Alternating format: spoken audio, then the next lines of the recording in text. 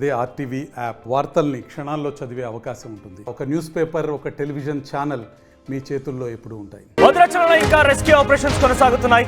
భవనం కూలిన ఘటనలో ఇప్పటికే 2 మృతి చెందారు. మృతుల్లో చల్లా కామేష్, ఉపేందర్ గా గుర్తించారు. అదే చల్లా కామేష్ యొక్క మృతదేహాన్ని వెలికి తీశారు. ఆయన తీసుకువెళ్లి కొంత కొన ఊపిరితో ఉన్నటువంటి ఆ వ్యక్తిని తీసుకెళ్లి ఆసుపత్రిలో చేర్పించిన తర్వాత కాసేపటికి మరణించాడు చల్లా కామేష్. ఇంకా ఉపేందర్ యొక్క ఆచూకీ లభించలేదు. 7 గంటలుగా కామేష్ ను రెస్క్యూ చేసి రెస్క్యూ సిబ్బంది బయటకు తీసుకొచ్చారు. ఆసుపత్రి తరలించినటువంటి కాసేపట్లోనే కామేష్ మృతి చెందారు. ఇక రెస్క్యూ ఆపరేషన్ ఎప్పటికప్పుడు జిల్లా కలెక్టర్ జితీష్, ఎస్పీ రోహిత్ రాజ్ పర్యవేక్షిస్తున్నారు. 6 అంతస్తుల భవనం మరి, అయితే దానికి ఎటువంటి పర్మిషన్స్ కూడా లేవు. అరకొరగా ఏర్పాట్లు చేసి నిర్మాణాన్ని కూడా అరకొరగానే జరిపించినట్టుగా తెలుస్తోంది. చిన్న చిన్న పిల్లర్లు, 9 అంగుళాల సైజుతో ఆ పిల్లర్ని ఏర్పాటు చేసి, మీరు బహుశా ఇక్కడ ఆశ్చర్యపోవచ్చు, ఒకదానిపై ఒకటి మిద్దెలు ఎలా పేరుస్తూ ఉంటారో పిల్లర్స్ సహాయంతో ఇక్కడ పిల్లర్స్ కూలిపోయి ఒకదానిపై ఒకటి ఆ రకంగానే స్లాబ్స్ పడిపోయాయంటే అర్థం చేసుకోండి ఎంతలా అక్కడ నిర్మాణ లోపం జరిగిందని చాలా క్లియర్గా అర్థమవుతోంది. యజమాని ఒక ఆలయాన్ని నిర్మించి ఆలయం పక్కనే ఆనుకొని ఒక మఠాన్ని నిర్మించబోయాట. ఆయన యొక్క దురుద్దేశమే ఇంతటి దారుణానికి ఒడిగట్టింది. సో ప్రజెంట్ దీనికి సంబంధించి మరిన్ని అప్డేట్స్ మా ప్రతినిధి ఉదయ్ అందిస్తారు. ఉదయ్, ఏంటి ఎటువంటి సహాయక చర్యలు కొనసాగుతున్నాయి? సహాయక చర్యలకు సంబంధించిన నేపథ్యంలో అక్కడ ఎవరైతే కార్మికులు చిక్కుకున్నారో లేదంటే వారు అక్కడ ఇరుక్కుని పోయారో వారి పరిస్థితి ఎలా ఉంది? ప్రజెంట్ ఇంకా ఎంతమంది ఉండే అవకాశం ఉంది? భద్రాచలంలో హైటెన్షన్ కొనసాగుతూనే ఉంది. బహుళ అంతస్తుల భవనం కుప్పకూలడంతో భవన నిర్మాణ కార్మికులు కూడా ఆ శిథిలాల్లోనే ప్రస్తుతం చిక్కుకుపోయినటువంటి పరిస్థితి కనిపిస్తుంది. సరిగ్గా 17 గంటల సమయం అవుతుంది. రెస్క్యూ ఆపరేషన్ కొనసాగుతుంది. ఒకవైపు సింగరేణి రెస్క్యూ సిబ్బందితో పాటు ఫైర్ సిబ్బంది, నిన్న రాత్రి ఎన్డీఆర్ఎఫ్ బృందాలు కూడా ప్రస్తుతం భద్రాచలంకు చేరుకున్నాయి. మొత్తం దాదాపు 100 మందికి పైగా సహాయక సిబ్బంది చర్యలను కొనసాగిస్తూనే ఉన్నారు. నిన్న రాత్రి అయినప్పటికీ ప్రత్యేకమైనటువంటి ఫ్లడ్ లైట్లను కూడా ఏర్పాటు చేసుకొని ఒక అప్రోచ్ మార్గం గుండా కూడా పూర్తిగా శిథిలాలను వెలికి తీసే ప్రయత్నం చేశారు. సరిగ్గా నిన్న రాత్రి 1:45 ఒక క్షతగాత్రుడిని అటు రెస్క్యూ టీం అయితే సేవ్ చేసే ప్రయత్నం అయితే చేసింది. కానీ ఆ ప్రయత్నాలన్నీ కూడా ఫలించలేదని చెప్పుకోవాలి. ప్రధానంగా కామేశ్వర్ అనే ఒక భవన నిర్మాణ కార్మికుడు ఆసుపత్రికి తీసుకువెళ్తుండగా మార్గ మధ్యంలోనే మృతి చెందినట్లు మనకు సమాచారం అయితే అందుతుంది. అధికారికంగా అందుతున్నటువంటి సమాచారం ప్రకారం ప్రస్తుతం ఒకరు మృతి చెందినట్లయితే సమాచారం అందుతుంది. ఇంకా శిథిలాల కింద ఎంతమంది ఉన్నారనేది మాత్రం ఇంకా స్పష్టత మాత్రం రాలేదు. నిజంగా 2 తాపీ మేస్త్రులు ఉన్నట్లు మనకు అధికార వర్గాలు సమాచారం ఇస్తున్నాయి. ఒక తాపీ మేస్త్రికి 2 సహాయక కూలీలుగా ఉంటారు. సో ఆ లెక్కల ప్రకారం చూసుకున్న మొత్తం 6 శిథిలాల కింద ఉండే అవకాశం అయితే ఉంటుంది. ప్రధానంగా మనం చూడొచ్చు, ఇంత భారీ మొత్తంలో స్లాబ్లను ఏర్పాటు చేసుకున్నారు. కానీ కేవలం 9x9 అంగుళాల నేపథ్యంలోనే పూర్తిగా పిల్లలను ఏర్పాటు చేసుకున్నారు. నిజానికి 12x18 అడుగుల వెడల్పు ఉండేలా పూర్తి స్థాయిలో పిల్లల నిర్మాణం అయితే ఏర్పాటు చేసుకోవాలి. లేదంటే రాడ్ కి సంబంధించి కూడా మీకు చూపించే ప్రయత్నం చేస్తున్నాను. నిజానికి రాడ్ కూడా 18 నుంచి 16 నుంచి 20 అంగుళాల మేర ఉన్నటువంటి ఒక క్వాలిటీ రాడ్ ని కూడా వాడాల్సి ఉంటుంది. ఒకవైపు పిల్లర్లేమో చాలా అతి తక్కువ సామర్థ్యం ఉన్నటువంటి పిల్లర్లు, కానీ స్లాబ్ మాత్రం మనం చూడొచ్చు దాదాపు ఒక మోచేయి వరకు కూడా మనకి స్లాబ్ కనిపిస్తుంది. సో ఇంత భారీ మొత్తంలో ఉన్నటువంటి స్లాబ్ ని మోయాలంటే ఖచ్చితంగా ఒక బలమైనటువంటి పిల్లర్లను, అది కూడా అత్యధిక సంఖ్యలో ఉండేటువంటి పిల్లర్లను నిర్మించాల్సి ఉంటుంది. పూర్తిగా అవగాహన లోపం, నిర్మాణ వైఫల్యం అనేది చాలా స్పష్టంగా ఈ నిర్మాణంలో కొట్టొచ్చినట్టుగా కనిపిస్తుంది. పూర్తిగా మనం చూడొచ్చు, ఒక్కసారిగా పేక మేడల ఈ బహుళ అంతస్తుల భవనం కుప్పకూలిందని చెప్పుకోవాలి. G+6 గా ఉన్నటువంటి ఈ బహుళ అంతస్తుల భవనం అంతా కూడా కుప్పకూలడంతో సరిగ్గా నిన్న మధ్యాహ్నం 2:45 ఈ పరిస్థితి. ఇక్కడ ఏం చెప్తున్నా ఒక అనుమానం వ్యక్తమవుతోంది. అధికారులు ఏం చేస్తున్నారు? ఇంత అరకొరగా నిర్మాణం జరుగుతోంది, అది భద్రాచలం పంచాయతీ పరిధిలో కొనసాగుతున్న నేపథ్యంలో అధికారులు కళ్ళకు గంతలు కట్టుకున్నారా? ఇంత పెద్ద బహుళంతస్తుల భవన నిర్మాణం జరుగుతోంది అన్నప్పుడు కనీసం అక్కడ పర్మిషన్ లేదని ఇప్పుడు చెప్తున్నారు. మరి పర్మిషన్ లేకపోతే ఇన్ని రోజులుగా ఎందుకు అడ్డుకోలేదు? ఎందుకు ఫిర్యాదు చేయలేదు? ఎందుకు దీన్ని మధ్యలోనే ఆపివేయలేదు? దాని మధ్యలోనే కూల్చివేయలేదు? ఎగ్జాక్ట్లీ మనోజ్, శ్రీ శ్రీ శ్రీ శ్రీపతి నేషనల్ సేవా ట్రస్ట్ పేరిట ఈ భవనాన్ని పక్కనే ఉన్నటువంటి అమ్మవారి ఆలయాన్ని కూడా నిర్మించారు. ఈ ఇంటి యజమాని ఆలయాన్ని కూడా ఇంట్లోంచే వెళ్ళేలా పూర్తి స్థాయిలో ఏర్పాట్లు చేసుకున్నాడు. ఒక భారీ బహుళ అంతస్తుల భవనాన్ని నిర్మించుకున్నారు. కానీ ఈ వ్యక్తి గురించి చాలా మిస్టీరియస్ గా కనిపిస్తుంది. ఈ శ్రీపతి అనే వ్యక్తి బ్యాక్గ్రౌండ్ కూడా మనం వెరిఫై చేసే ప్రయత్నం చేస్తున్నాం. నిజానికి ఇతను ఒక ముస్లిం గా మనకి సమాచారం అయితే అంతుంది. ఒక షేక్ మౌలానా అని ఇతని పేరైతే మనకు తెలుస్తుంది. దీనికి సంబంధించి ఒక క్లారిటీ అయితే రావాల్సింది.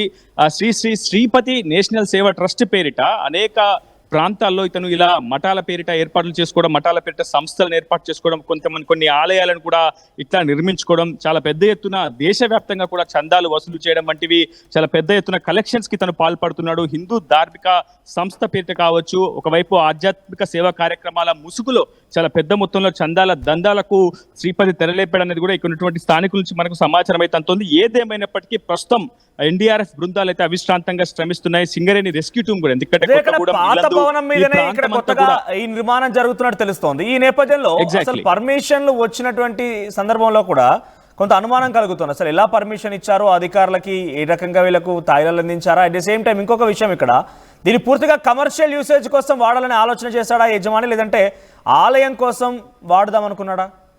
ఎగ్జాక్ట్లీ మనోజ్, మీకు చూపించే ప్రయత్నం చేస్తున్నాను. నేను ఒక పాత గోడని మీకు చూపించే ప్రయత్నం చేస్తున్నాను. నిజానికి 40 ఏళ్ల క్రితం నిర్మించినటువంటి ఇల్లు ఈ స్లాబ్ కిందే పడిపోయి ఉందని చెప్పుకోవాలి. ఎందుకంటే 40 ఏళ్ల క్రితం ఇంటి నిర్మించారు. ఆ ఇంటిని ఎక్స్టెన్షన్ చేస్తూ దానిపైన మొత్తం 5 ఫ్లోర్లు ఈ ఇంటి యజమాని నిర్మించాలని ఆలోచన చేశాడు. అందుకు అనుగుణంగానే పూర్తి స్థాయిలో నిర్మాణాలు కూడా చేపట్టాడు. కానీ పూర్తిగా ఈ స్థాయి ఇంటిని నిర్మించాలంటే, ఇంత పెద్ద బహుళ అంతస్తాన్ని నిర్మించాలంటే 5 అడుగుల మేర, అంటే 5 స్లాబులు వేయాలంటే ఖచ్చితంగా దానికి అనుగుణంగానే బేస్మెంట్ అనేది స్ట్రక్చర్ ఉంది కూడా దానికి అనుకూలంగా ఉండాలి. కానీ 40 ఏళ్ల క్రితం నాటి నిర్మాణం మరోవైపు ఆ పూర్తిగా 5 స్లాబులు వేసిన తర్వాత ఆ ఇంటి యొక్క గోడలను కూడా ఇంటి యజమాని కూల్చివేయించేశాడు. అయితే నిజానికి ప్రస్తుతం కార్మికులు కూడా చిప్పింగ్ చేసేందుకే వచ్చారని మనకు సమాచారం అవుతుంది. చిప్సింగ్ అంటే పూర్తిగా ఇలా పగుళ్ళు వస్తాయి, పూర్తిగా ఇలా బీమ్స్ కావచ్చు, ఆ పిల్లర్లు ఇలా పగుళ్ళు వచ్చినప్పుడు వీటిని పూర్తి స్థాయిలో మళ్ళీ ఇక్కడ వరకు క్లీన్ చేసి మళ్ళీ ఒక రసాయనానికి కాంక్రీట్ ని మళ్ళీ మిక్స్ చేసి వేసి దీన్ని స్ట్రెంథెన్ చేసే ప్రయత్నం చేస్తారు. అలా చిప్సింగ్ చేస్తున్న సమయంలోనే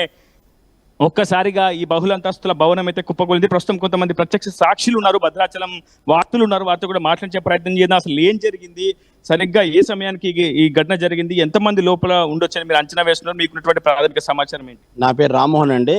ఇది బిల్డింగ్ కి ఎదురుగుండా ఉన్న ఇల్లే మాది. సుమారు నిన్న 2:35, 2:47కి ఇది ఘటన జరిగింది. ఇది చాలా విషాద సంఘటన, భద్రాచలంలోనే ఒక విషాద భయంకరమైన సంఘటనగా నేను భావిస్తున్నాను. నేను అన్నం తిని అప్పుడే జస్ట్ బయటికి రాగానే నాకు ఒక పెద్ద శబ్దం, ఎలాంటిదంటే భయంకరమైన శబ్దం వచ్చింది. ఆ శబ్దానికి గబగబా నేను మొత్తం అంతా పొగలాగా మొత్తం డస్ట్ అంతా వచ్చింది. మేము చాలాసార్లు శ్రీపతి గారికి కూడా చెప్పాము, ఇది G+5 కడుతున్నారు కానీ కింద పునాదులు సరిగ్గా లేవని చాలాసార్లు మనం మాట్లాడుకోవడం జరిగింది.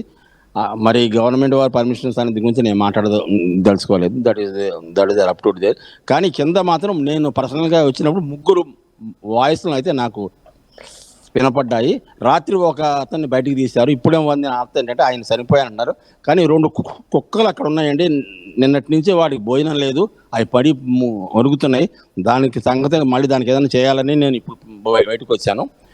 నేను చాలాసార్లు ఈ విధిలో వాళ్ళందరూ చాలాసార్లు చెప్పారు. శ్రీపతి నేచర్ ఎలా ఉంటుంది? ఎందుకంటే శ్రీపతి గతంలో అతని మతం వేరే అని, ఆ తర్వాత మతం మార్చుకున్నాడు. అతని బిహేవియర్ ఏ విధంగా ఉండేది? సమాచారం ఏంటి? ఏమంటే అతను కొద్ది ర్యాష్ బిహేవియరే, కొద్దిగా అందరితోనూ సరిగ్గా ఉండడు. చాలాసార్లు మేము చెప్పినా కూడా ఎవరి మాట విండో. నేషనల్ సర్వీస్ తరఫున ట్రస్ట్ వెనుక ఎవరైనా రాజకీయ శక్తులు కానీ ఇంకేదైనా ఉన్నాయండి, ఉన్నాయనేది వాస్తవం, అది అందరికీ తెలుసు. ఏ పార్టీకి సంబంధించినటువంటి రాజకీయ నేత, ఏ స్థాయికి చెందినటువంటి వ్యక్తి? ప్రస్తుతం ఆ స్థానికుడు కూడా చెప్పడానికి కొంత మొహమాట పడుతున్నాడు, ఇబ్బంది పడుతున్నాడు. కానీ ఇతని వెనుక, శ్రీపతి వెనుక చాలా దుష్ట శక్తులు అయితే దాగున్నాయి, రాజకీయ శక్తులు అయితే దాగున్నాయి. ఆ వెంట కూడా వెలికి తీయాల్సినటువంటి అవసరం అయితే ఉంది. నిజానికి నిన్న ఘటన జరిగిన తర్వాత ఎన్డీఆర్ఎఫ్ బృందాలు కావచ్చు, మీరు చెప్తున్న ప్రకారంగా ఆ రాజకీయ నాయకులే ఇంతటి స్థాయిలో అక్కడ అనధికారికంగా నిర్మాణం జరుగుతున్నా కూడా దాన్ని అడ్డుకోకుండా ఆ అధికారులపైన ఒత్తిడి తీసుకొచ్చే ప్రయత్నం ఏమైనా చేశారా?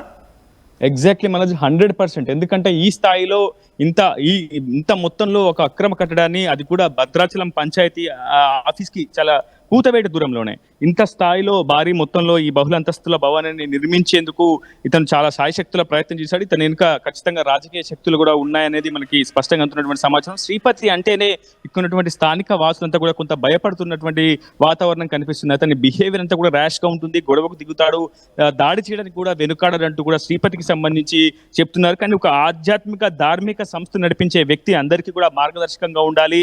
పూర్తి స్థాయిలో అతను ఒక పరమ పవిత్రంగా భావించాల్సి ఉంటుంది అతన్ని కూడా. కానీ అటువంటి వ్యక్తి ఈ స్థాయిలో అతనిపై ఎందుకు ఇక్కడ స్థానికంగా వ్యతిరేకత వ్యక్తం చేస్తున్నారు, ఇక్కడ ఎందుకు అతను ఆలయాన్ని నిర్మించాలనుకున్నాడు, ఆలయాన్ని నిర్మించిన తర్వాత 5 అంతస్తుల భవనాన్ని ఎందుకు నిర్మించాలనుకున్నాడు అనే దానిపై అనేక సందేహాలు అయితే వ్యక్తం అవుతున్నాయి. మొత్తంగా 40 ఏళ్ల క్రితం నిర్మించినటువంటి ఇంటిని ఆలయానికి సమీపంలోనే G+5 భవనాన్ని నిర్మించి అదొక ధార్మిక సంస్థగా మఠానికి సంబంధించినటువంటి భవనంగా అతను నిర్మించాలని అయితే ఆలోచన చేశాడు. ప్రస్తుతం ఆ NDRF బృందాలు కూడా పూర్తి స్థాయిలో శ్రమిస్తున్నటువంటి సిచ్యువేషన్ ఉంది. ప్రస్తుతం భారీ క్రేన్లు, లిఫ్ట్లు, హైడ్రాలిక్ లిఫ్ట్ల సహాయంతో ప్రస్తుతం ఆపరేషన్స్ కూడా కొనసాగిస్తున్నాయి. అయితే నిన్న రాత్రి వరకు అవిశ్రాంతంగా సహాయక బృందాలు పనిచేయడంతో ప్రస్తుతం మరికొద్ది సేపట్లో మళ్ళీ సహాయక చర్యలు కొనసాగిస్తామని చెప్తున్నారు. అయితే నిజానికి ప్రస్తుతం నిన్న సింగరేణి రెస్క్యూ టీమ్ తో పాటు నేను రాత్రి విజయవాడ అధికారులు అక్కడ పంచాయతీ అధికారులు కానివ్వండి, స్థానికంగా ఉండే MRO ఇతర అధికారులు ఎవరైనా ఉన్నారా? ఇంతటి స్థాయిలో ఒక నిర్మాణం అక్రమం అని తెలిసినా జరుగుతూ ఉంటే వాళ్ళు ఎందుకు అడ్డుకోలేకపోయారు, ఎందుకు వారిని నిలువరించలేకపోయారు? వారిని ఒకసారి క్వశ్చన్ చేసే ప్రయత్నం చేయండి. ప్రస్తుతం ఇక్కడ అధికారులు ఎవరు లేరు. మరి కొద్దిసేపట్లో జిల్లా కలెక్టర్ తో పాటు SP ఇతర ప్రభుత్వ శాఖల అధికారులు వచ్చే అవకాశం అయితే ఉంది. ప్రస్తుతం మీకు చూపించే ప్రయత్నం చేస్తున్నాను. ఈ అప్రోచ్ మార్గం గుండే నిన్న ఒక క్షతగాత్రుని సేవ్ చేసేందుకు సహాయక బృందాలు అయితే ప్రయత్నించాయి. అయితే అతను మార్గ మధ్యలో ఆసుపత్రికి తరలించకుండా అతను మృతి చెందినట్లు సమాచారం అయితే అందుతుంది. మృతుడి పేరు కామేశ్వర్ గా తెలుస్తుంది.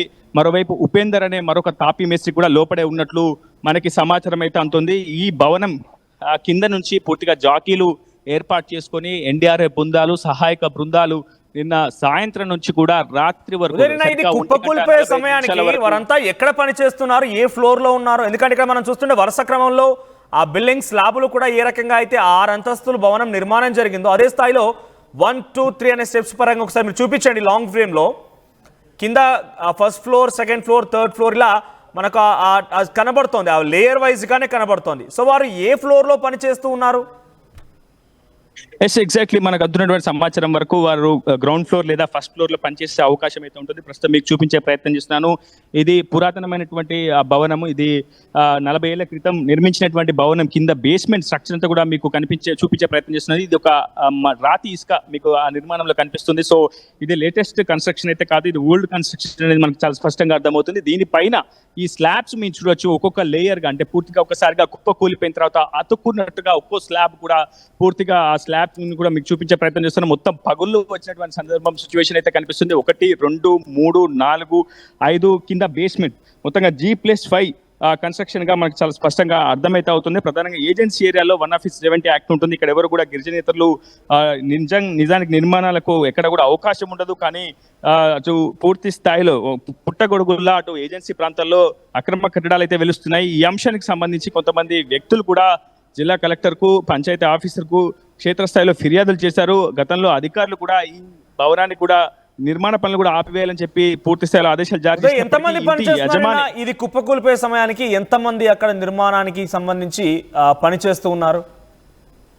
మనకంతున్న సమాచారం ప్రకారం మొత్తం 6 కూలీలు, భవన నిర్మాణ కార్మికులు ఈ ఘటనా ప్రదేశంలో ఉన్నట్లయితే తెలుస్తుంది. అయితే సరిగ్గా వాళ్ళు భోజనానికి వెళ్ళిన సమయంలో ఈ ప్రమాదం సంభవించినట్లయితే ఇక్కడ ఉన్నటువంటి స్థానికులు చెప్తున్నారు. కానీ లోపల ఎంతమంది ఉన్నారనే దానికి ఇంకా స్పష్టత రావాల్సింది. నిజానికి ఈ దాదాపు ఒకవేళ లోపల ఎవరైనా ఉన్నా కానీ వాళ్ళు బ్రతికే అవకాశాలు అయితే చాలా స్వల్పంగానే ఉంటాయనే చెప్పుకోవాలి. ఎందుకంటే ఇప్పటికే వారికి ఆహారం దూరమైంది. లోపల భారీ స్థాయిలో వారి శరీరాలపై కూడా గాయాలు ఉండే అవకాశం ఉంది. తీవ్ర రక్తస్రావం కూడా కలిగే అవకాశం ఉంటుంది. నిన్న కామేశ్వర్ కూడా కామేశ్వర్ని రెస్క్యూ చేసే సమయంలో కూడా కామేశ్వర్ యొక్క ఎడమ చెయ్యి, ఎడమ కాలు కూడా పూర్తిగా శిథిలాల్లో చిక్కుకుపోయింది. అతనికి పూర్తిగా రక్త ప్రసరణ కూడా నిలిచిపోవడంతో ఒకసారిగా అతన్ని బయటికి తీసిన తర్వాత కూడా చాలా పెద్ద ఎత్తున బ్రతికించేందుకు ప్రయత్నం చేశారు. అతన్ని బయటికి తీయడానికి కూడా అతని ఎడమ కాల్ని కూడా రెస్క్యూ సిబ్బంది తొలగించినట్టు వైద్య సిబ్బంది సహకారంతో తొలగించినట్లయితే సమాచారంతో ఒకసారిగా బ్లడ్ దాదాపు కొన్ని గంటల పాటు రక్త ప్రసరణ నిలిచిపోయిన తర్వాత అకస్మాత్తుగా అతన్ని బయటికి తీయడంతో రక్త ప్రసరణ ఫ్లోటింగ్ ఎక్కువ కావడంతో అతను మృతి చెందినట్లయితే తెలుస్తుంది. మొత్తంగా ఈ ఘటనపై సంబంధించి నిజంగా రాష్ట్ర ప్రభుత్వం కూడా సీరియస్ గానే దృష్టి సారిస్తుంది. ఒకవైపు బీజేపీ నేతలు కూడా సంఘటన ప్రదేశం చేరుకునే అవకాశం ఉంది. మరోవైపు రాజకీయ పార్టీ నేతలు కూడా ఒక్కొక్కరిగా వచ్చే అవకాశం ఉంది. ఖచ్చితంగా మృతులకు 50 లక్షల మేర ఎక్స్గ్రేషియా ప్రకటించాలని, ఖచ్చితంగా ఆ బాధిత కుటుంబాలను ఆదుకోవాలని అయితే డిమాండ్ చేస్తున్నారు. ఈ అంశంపై ఎవరైతే నిర్లక్ష్యంగా వహించినటువంటి పంచాయతీ అధికారులు కావచ్చు, జిల్లా స్థాయి అధికారులు ఎవరున్నా సరే తక్షణమే వారిపై క్రిమినల్ కేసులు నమోదు చేసి వాళ్ళని సస్పెండ్ చేయాలన్న కూడా ఒక డిమాండ్ కూడా వ్యక్తమవుతుంది. ప్రస్తుతం కొంతమంది NDRF బృందాలు ఉన్నారు, వారితో కూడా మనం మాట్లాడించే ప్రయత్నం చేద్దాం. Sir, what is the situation now? How many deceased are in there? Actually, no any proper confirmation that how many person trapped here, or civil authority administration may be there. What was your action plan? Our action plan to, if anyone trapped there, then evacuate them, rescue them, trapped victim. Bas. Yes, ప్రస్తుతం వాళ్ళు save చేసే ప్రయత్నం అయితే చేస్తామని చెప్తున్నారు. ప్రస్తుతం rescue వారికి ఒక ప్రత్యేకమైనటువంటి ప్లాన్ కూడా, ప్రత్యేక ప్రణాళికతో కూడా రెస్క్యూ ఆపరేషన్ ని కొనసాగిస్తామని చెప్తున్నారు. మరి కొద్దిసేపట్లో మళ్ళీ సహాయక చర్యలను కొనసాగిస్తామని చెప్పి అయితే ఎన్డీఆర్ఎఫ్ బృందాలు అయితే చెప్తున్నారు. మొత్తం 100 మందికి పైగా సహాయక సిబ్బంది అయితే సహాయక చర్యల్లో పాల్గొంటున్నారు. జిల్లా కలెక్టర్ జితేశ్వరి పాటిల్, ఎస్పీ రోహిత్ రాజు, ఇతర ప్రభుత్వ శాఖల అధికారులంతా కూడా నిన్న అర్ధరాత్రి వరకు ఇక్కడే ఉండి పరిస్థితిని అయితే పర్యవేక్షించారు. మరోవైపు మంత్రులు తుమ్మల, పొంగులేటి, బట్టి కూడా పరిస్థితిని ఆరా తీస్తున్నారు. ఖచ్చితంగా సహాయక చర్యల్లో ఎటువంటి ఆలస్యం వహించకూడదు, పూర్తి స్థాయిలో అక్కడ ప్రాణాలతో ఉన్నటువంటి వ్యక్తులను బ్రతికించే ప్రయత్నం చేయాలని కూడా అటు ప్రభుత్వ ప్రజాప్రతినిధులు, ఇక్కడ ఉన్నటువంటి క్షేత్రస్థాయి సిబ్బందికి సూచన జారీ చేస్తున్నారు. ఇది వినోద్ నాయకులతో రిపోర్టర్ ఉదయ్, RTV భద్రాచలం నుంచి. రైట్ ఉదయ్. సో మొత్తం మీద భద్రాచలం జరిగినటువంటి ఈ యొక్క బిల్డింగ్ కూలిపోయిన అంశానికి సంబంధించి ఎప్పటికప్పుడు ఆర్టీవీకి సమాచారం అందిస్తోంది. సో దాంట్లో మీరు చూస్తున్నారు 6 అంతస్తుల భవనాన్ని కేవలం కమర్షియల్ యూసేజ్ కోసమే శ్రీపతి సేవా ట్రస్ట్ పేరిట శ్రీపతి అనేటువంటి ఈ వ్యక్తి నిర్మిస్తున్నటువంటి పరిస్థితి కనబడుతోంది. ఇక్కడ కనిపించే వ్యక్తి ఫోటోలో కనబడుతున్నారు కామేశ్వరరావు. ఆయన ఇప్పుడు మృతదేహాన్ని వెలికి తీశారు. ఉపేందర్ అనేటువంటి మరొక వ్యక్తి కూడా లోపల చిక్కుని ఉన్నాడు. ఇంకా అధికారికంగా అధికారులు తన మరణం పైన ధృవీకరించలేదు, కానీ ఆయన బ్రతికుండే అవకాశాలు మాత్రం చాలా స్వల్పంగానే కనబడుతున్నాయి. ఒకసారి దీనికి సంబంధించిన అంశం పైన అధికారులు ఏం చెప్పారో చూద్దాం. పోలీస్ అండ్ ఫైర్ సర్వీసెస్ వచ్చారు. సో అది అయినాక మన సింగరేణి మరియు ఐటీసీ వీళ్ళు మెకనైజ్డ్ మషినరీ మొత్తం వాడుకుంటూ కింది నుంచి అప్రోచ్ తవ్వేసుకుంటూ ఇది ఆపరేషన్ జరిగింది. అండ్ దీంట్లో మన ఎన్డీఆర్ఎఫ్ టీం కూడా సాయం చేసింది. సో దీనివల్ల మనం ఒక మనిషికి కామేశ్వరరావు అని మనిషికి మనం ఇప్పుడే హాస్పిటల్ కి పంపించాము. ఇంకొక మనిషి ఉన్నారని మనకి సమాచారం ఉంది, కానీ ఇది కొలాప్స్ ఏదైతే అయిందో దీనికి మేము ఇంకా లేయర్ బై లేయర్ తీసుకుంటూ మనము వాళ్ళకి కూడా లొకేట్ చేయడానికి పూర్తి ప్రయత్నాలు చేస్తాము. సో ఇప్పుడు ఇంకా ఈ డెబ్రిస్ ఏదైతే ఉందో మొత్తం తీసినాకనే మనకి ఐడియా వచ్చేస్తుంది. సో దీనికి ఎటువంటి పర్మిషన్ లేదు ఈ బిల్డింగ్ కి, అండ్ వాళ్ళకి నోటీసెస్ గ్రామ పంచాయతీ తరఫున కూడా పోయినాయి. ఇది మన స్థానికులందరికీ కూడా తెలుసు, అండ్ వాళ్ళకి కంటిన్యూస్ గా పర్సుయేషన్ చేసుకుంటూ authorities are trying to stop the construction. అయినా వాళ్ళు అట్లా చేసుకుంటూ పోయారు, and now we are seeing the result. So 100% ఎవరైనా బాధ్యులు ఉన్నారు వాళ్ళ మీద we will take strict action, and ఇట్లాంటివి ఇంకా జరగకుండా we will show the effect on the field. Sir Bhadrachalam ఇది ఒక బిల్డింగ్ ఇంకేమన్నా పర్మిషన్ లేని బిల్డింగ్స్? అదే ఇప్పుడు అన్ని ఇప్పుడు పర్మిషన్ అందరికి ఇప్పుడు చట్టం పరంగా అవకాశం ఇస్తూ వీ టెల్ దెమ్ దట్ మీరే కూల్చుకోండి, లేకపోతే మేము వచ్చి కూల్చేస్తాము. నోటీస్ ఇచ్చిన తర్వాత వాళ్ళే ఏదో స్టే లాగా ఏదో తెచ్చుకోవడానికి ప్రయత్నాలు చేస్తారు. అది చేయకుండా చేస్తే మళ్ళీ వాళ్ళు అదే మాకు చెప్పకుండా చేస్తున్నారు, చట్టం ప్రకారంగా చర్యలు తీసుకుంటలేరని మనకే బ్లేమ్ చేస్తారు. అండ్ దెన్ ఇప్పుడు ఫలితాలు ఇట్లాంటివి వస్తాయి. సో బ్లేమ్ చేయడానికి ఎవరైనా చూస్తున్నారంటే they are held responsible. Owner is also responsible as much as authorities. ఇప్పుడు మనం ఇంత ఎఫర్ట్ పెట్టి ఒక మనిషికి తీసుకున్నాము, ఆ మనిషి మేము వెనకాల కూడా ఈ రోజు భద్రాచలం పట్టణంలో మధ్యాహ్నం 3-3:30 గంటల సమయంలో ఒక 6 floors అండర్ కన్స్ట్రక్షన్ ఉన్న బిల్డింగ్ కొలాప్స్ అవ్వడం జరిగింది. ప్రాథమికంగా మాకున్న సమాచారం ప్రకారం దాంట్లో 2 చిక్కుకున్నట్టు మాకు సమాచారం. వెంటనే జిల్లా యంత్రాంగం, అదేవిధంగా Singareni rescue team, NDRF teams, అదేవిధంగా డిస్ట్రిక్ట్ ఫైర్ సర్వీస్ టీమ్స్ అన్ని కూడా స్పాట్ కి చేరుకొని రెస్క్యూ ఆపరేషన్ స్టార్ట్ చేయడం జరిగింది. దీంట్లో భాగంగా ఒకరు ఎవరైతే చిక్కుకున్నారో 10 hours కష్టపడి జస్ట్ ఇప్పుడే అతన్ని బయటికి తీయడం జరిగింది. హాస్పిటల్ షిఫ్ట్ చేసినాక అతని కండిషన్ ఏంటనేది మనకు క్లారిటీ వస్తుంది. అదే విధంగా ఏదైతే అనుకున్నామో ఇంకెవరైతే చిక్కుకున్నారో వారి గురించి కూడా గాలింపు చర్యలు చేపడతాము. అదేవిధంగా డిస్ట్రిక్ట్ యంత్రాంగం, అదేవిధంగా రెస్క్యూ టీమ్స్ అందరూ కూడా ఈ 10 hours నిర్విరామంగా కష్టపడి ఒక ప్రాణాన్ని అయితే కాపాడగలిగాము. ఇంకొకరి కోసం కూడా ఇదే దాంతో మేము చేస్తాము. ఈరోజు మీ సివిల్ సర్వీసెస్ కలను సాకారం చేసుకోవడానికి Vishnu IAS academy general studies prelims come mains batch, anthropology, sociology, PSIR optionals April 21న ప్రారంభం. Join Vishnu IAS academy, fulfil your dreams of serving nation. మరిన్ని వీడియోస్ కోసం ఛానల్ ని సబ్స్క్రైబ్ చేయండి, లేటెస్ట్ అప్డేట్స్ కోసం వాట్సాప్ ఛానల్ ని ఫాలో చేయండి, అండ్ లింక్ డిస్క్రిప్షన్ లో ఉంది.